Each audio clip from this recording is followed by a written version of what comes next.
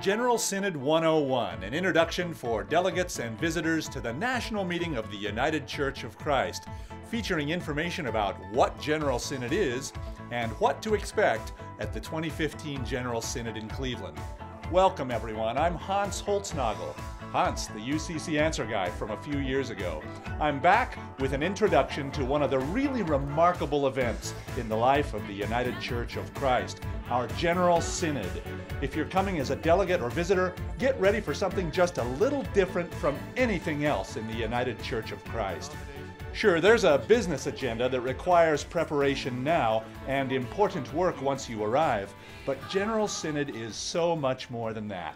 This brief video will give you an overview of the many things that make this gathering what it is, and some of the particular things that will happen this summer at General Synod 2015, officially the 30th General Synod of the United Church of Christ. First, fast facts, a few quick housekeeping details about this summer's event. We're back in Cleveland, our hometown in so many ways. The United Church of Christ was formed at our Uniting General Synod here in 1957, and we met here again in 1987. Including this year, the Synod has met in Ohio 5 times. Since 1990, our national ministries have been based at 700 Prospect Avenue, just a few blocks from this year's meeting site. Maybe you'll get a chance to stop by those offices and the Amistad Chapel, a new United Church of Christ local church start housed there during your visit. This year's General Synod will be at the Cleveland Convention Center, 300 Lakeside Avenue, a spacious facility that's just over a year old. For delegates especially, it's important to get here on time and stay until the end. The Synod runs Friday, June 26th, through Tuesday, June 30th, 2015. Delegates' first official responsibilities are on Friday. Information sessions on major pieces of business are at 1 p.m., followed by the opening plenary at 2:30. Your last responsibility is to attend the closing worship, ending about 9:30 p.m. Tuesday. Plus, there are pre-events on Thursday, including experiences for youth who are registered for Synod. For information on those and other activities, and for more details on anything you see in this video, visit our Synod website, ucc.org/synod. If you haven't already registered, do it soon online at ucc.org/synod. If you're a delegate, that's probably been taken care of, but check with your conference or whatever body you represent to make sure. If you're a youth, visitor, exhibitor, or other interested person, you need to register too. Registration for the youth program closes for good on June 7th, and advanced registration for the Synod itself closes on June 12th. When you arrive in Cleveland, you can check in and pick up your name badge and other registration materials as early as Thursday evening, June 25th, at the Convention Center. On-site registration will be available then too. You'll need a place to stay, of course, and if you're a delegate, those arrangements likely have been taken care of for you. To find out where you're staying, probably in one of 7 walking distance hotels downtown, check with your conference or whatever body you're representing to find out what arrangements have been made. Online hotel booking closed March 1st, but if you're a visitor and still need housing, go to ucc.org/synod, then click Hotels for advice on what to do to book your own. So, what is General Synod anyway? The simplest definition is a meeting of delegates, visitors, and guests from throughout the church, held every 2 years. It's often just called Synod for short. But for many who take part in it, it is much more than a meeting. General Synod is, in fact, at least 7 things. General Synod is the church, an occasion for worship and inspiration, a business meeting governed by certain rules, a place for leadership and policy setting, an electing body, an experience, and it is ongoing. First, General Synod is the church. Our Constitution names it as one of 4 official components of the United Church of Christ, along with local churches, associations, and conferences. It's important to note that General Synod is not the basic unit of the United Church of Christ. Synod speaks to and not for the other settings of the church. But that doesn't mean synod is unimportant. Article 5 of the Constitution tells us that the actions, decisions, and advice of a synod should be held in the highest regard by every local church. Second, General Synod is a time for worship and inspiration. You'll have frequent worship opportunities, and they're a wonderful introduction to our church's diversity of races, cultures, traditions, and worship styles. Major services happen on Friday, Sunday, Monday, and Tuesday, and smaller Bible studies and devotionals are available each day. Third, General Synod is a business meeting governed by certain rules, namely Robert's Rules of Order and the Synod's own standing rules. Business takes place on the Synod floor in the same large hall of the Convention Center each day. During business sessions, you'll need your delegate credentials to get onto the floor and take your place inside the bar of the house. You'll notice familiar symbols of a business meeting, a podium, a gavel, and even a clock on a projection screen regulating how long people may speak. Delegates are seated with other members of their delegations. Votes on motions are cast electronically. There is plenty of seating where registered visitors may observe. It's especially important to look over the standing rules at ucc.org/synod. They contain details on who's a member of Synod, how delegates are accredited, procedures for motions, nominations, and elections, more on that in a minute, and the roles of the business, reference, and budget committees. For even more detail, check the UCC bylaws starting at paragraph 187. There you'll find how many delegates come from the conferences, the United Church of Christ Board of Directors, and our church's historically underrepresented groups. And just a few other things about the business atmosphere of the Synod. Its sessions are open to the public and the news media. All visitors must be registered, except for those attending any of the 4 worship services, which often draw UCC people from churches throughout the host conference. Fourth, General Synod is a place for leadership and policy setting. It sets policy for work carried out by our national ministries. The Synod doesn't tell other settings of the UCC what to do, but it has a definite church-wide leadership role nonetheless. Words such as urge, request, encourage, and recommend can be strongly influential when coming from the national body of the church, and Synod's actions often set a tone. An example of all this is a series of actions and decisions 30 and even 40 years ago about the ordination of openly gay and lesbian persons to the ministry. In 1972, no approval of the General Synod was required for William Johnson to become the first openly gay man ordained to the Christian ministry in modern times. The Golden Gate Association of the United Church of Christ in California had the authority to take that action. But later Synod actions in 1983, 1985, and other years played important roles in encouraging the entire church to become open and affirming in ordination and membership.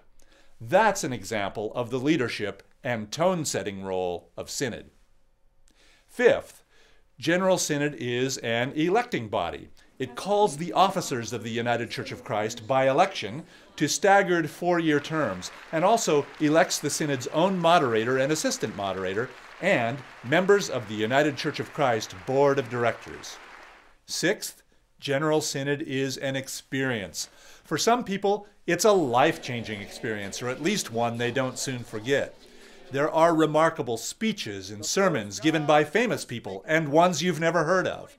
There are responses to urgent matters of the world, like when delegates in 1973 got on a plane in the middle of Synod to join striking farm workers on a picket line, or when Archbishop Desmond Tutu joined us in throwing sandbags during the 1993 St. Louis flood. There's the wholeness of the UCC and the global church on full glorious display. You get to meet people from traditions and places new to you, and Synod is a destination and gathering place for individuals, ministries, and groups. Pre-Synod events, optional dining events, the exhibit hall, after-hours events, a service project, all of these give opportunities for our constituencies to meet and celebrate, and for diverse people to get together at work and at table. And seventh, General Synod is ongoing. It adjourns on a summer Tuesday evening every 2 years, but its work doesn't end. The United Church of Christ Board meets at least twice yearly and may act as the Synod ad interim. Synod may ask the United Church of Christ Board and various national ministries to carry out specific work on its behalf. The moderator and assistant moderator are themselves a symbol of continuity. They serve on the United Church of Christ Board and preside over the meeting of the Synod at the end of their 2-year terms. And now, a quick overview of what you'll experience at the 2015 Synod in Cleveland, the agenda, the highlights, and the business. First, let me recommend that you take 10 minutes out of one of your days between now and June 25th and spend it looking through the General Synod program and agenda at ucc.org/synod. Knowing the rhythm of the 5 days at Synod will help you get the most out of it. Did you know that delegates get a tutorial in electronic voting at 2:30 p.m. Friday? That we've cleared Saturday's agenda for those who want to join Cleveland's Gay Pride Parade? That there's a rocking gala and dance on Saturday night? That delegates need to show up for their assigned committees at 8 a.m. Sunday? Have you seen the interesting list of keynote speakers and preachers and when each of them is scheduled? They're all there, the details that will help you plan ahead. You'll be glad you did. Be sure to find more than one time to visit the exhibit hall in Hall C of the Convention Center.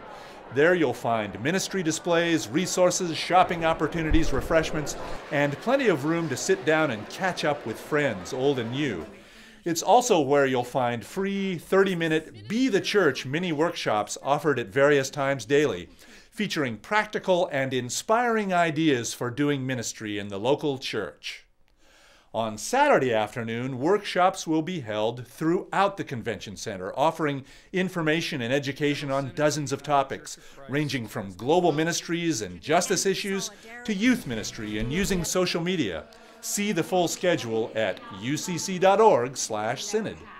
And now, down to business. Most of the business coming before the Synod is already available for you to study, thanks to deadlines met over the winter by people submitting items and by advance work done by the United Church of Christ Board of Directors.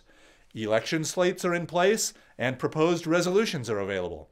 Again, you'll find that a couple of hours spent reading carefully through business items between now and June 25th, the earlier the better, will help you feel on top of things, especially if you're a delegate. You'll find them at the Materials tab at ucc.org/synod. You'll want to go back more than once. Business and other items will be added right up until the last days before the opening gavel. So let's take a quick look at how the business works. Prominent among the many people up for election are two nominated officers of the church. They are the Reverend Dr. John C. Dorhauer for a first 4-year term as General Minister and President, and the Reverend James Mose for a second 4-year term as an officer of the church and Executive Minister of wider church ministries. You can find biographies of these and all other candidates under the Materials tab at the Synod webpage. Officer positions are not subject to other nominations from the floor. The General Synod Nominating Committee has provided extensive slates of others whom delegates will vote on.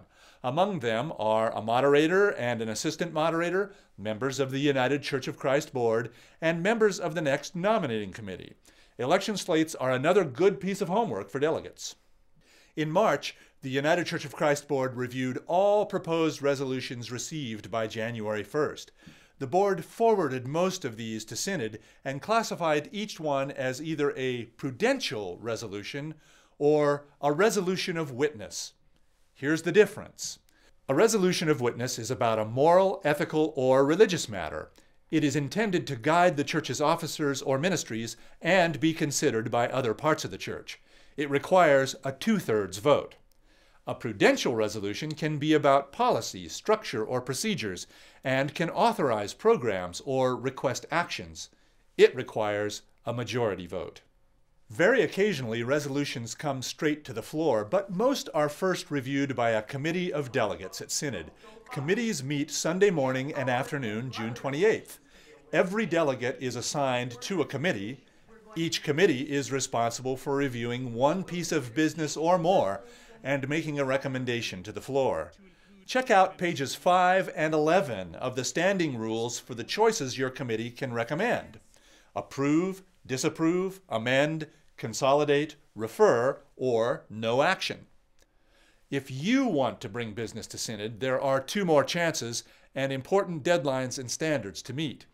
You can still submit a resolution 3 weeks in advance, on or before, but no later than June 5th, and you'll need to demonstrate why you could not have anticipated or submitted the resolution by the January deadline. New business can also be introduced on-site at Synod during the opening plenary session on Friday afternoon, and you'll need to show why you could not have submitted it in advance.